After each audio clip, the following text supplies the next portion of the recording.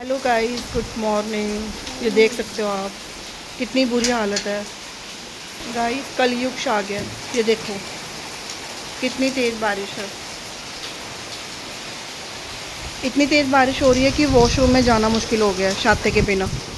क्योंकि अगर छाते के बिना वॉशरूम जाओगे ना गाइस, पूरे टोटली गीले हो जाओगे। इतनी तेज़ बारिश है, 3-4 दिन से लगातार बारिश हो रही है। और 26 तक तो जम्मू में और कुछ जगहों में अलर्ट किया गया था। स्कूल बंद किए गए थे बच्चों के, बाहर निकलने के लिए बंद कर दिया है कि बाहर मत जाना, क्योंकि शिट बारिश हो रही है बहुत ज़्यादा।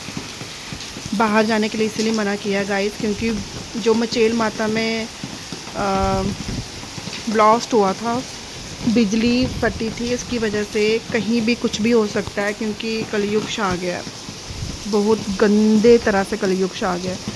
लोगों की सोच, लोगों की ईमानदारी आजकल बिल्कुल नहीं है।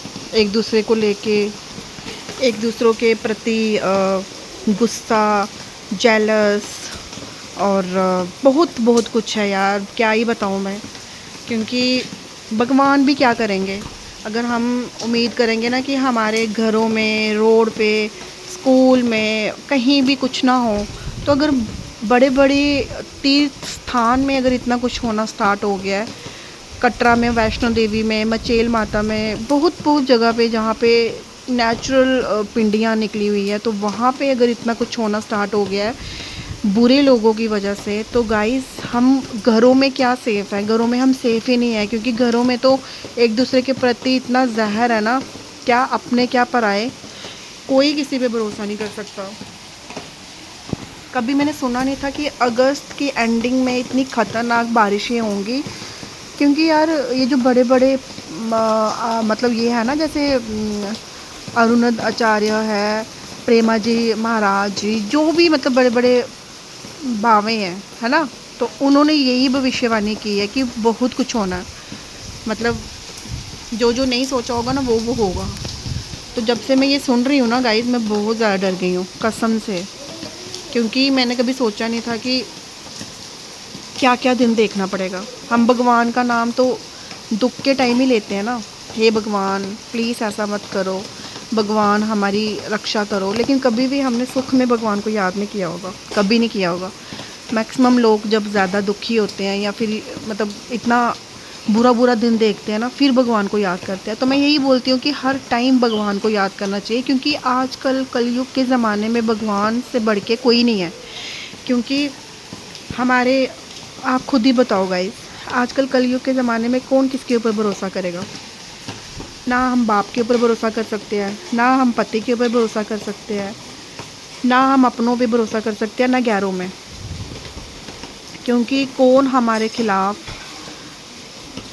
साजिश मतलब कर रहा है, रचना कर रहा है, तो हमें नहीं पता इस चीज़ का।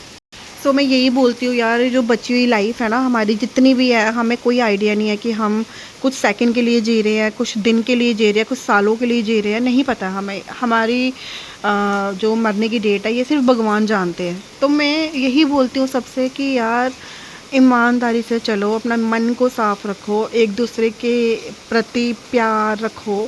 क्योंकि कुछ लेके नहीं जाना यार दुनिया में, खाली हाथ आए हैं, खाली हाथ जाना है। लेकिन पता नहीं हम, हमारी मौत, हमारा समय, हमारा मतलब किस तरह से हमने इस दुनिया को, संसार को छोड़ के जाना है, कोई पता नहीं है।